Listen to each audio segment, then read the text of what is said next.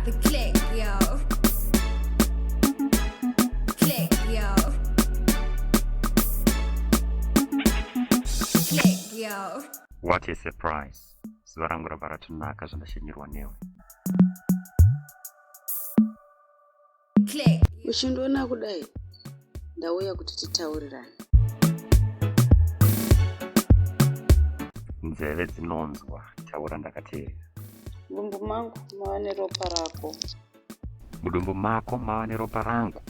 Noreva mudumbu mangu mava nemubairo nezvawaindimanikidza kuti ndiite.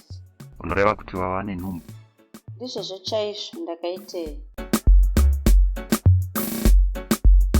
Kana ndakamboti paivapo iwe ukati dzefunde uchidavira, iye zvino ndava kuti ndo pakaperera sarungano.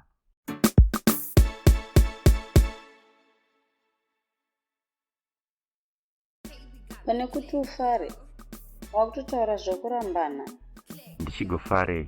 Takambotenderana here zvekuita nhumbu? Waisangana neni waiti chinobuda chii? Iwe pawakanditendera waiti mubairo wacho chii? Wanano nemuchato. Sandipawo panobuda mubairo wakanaka.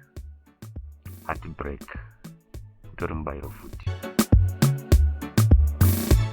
Ndakakuyambira iwe ukaita nharo.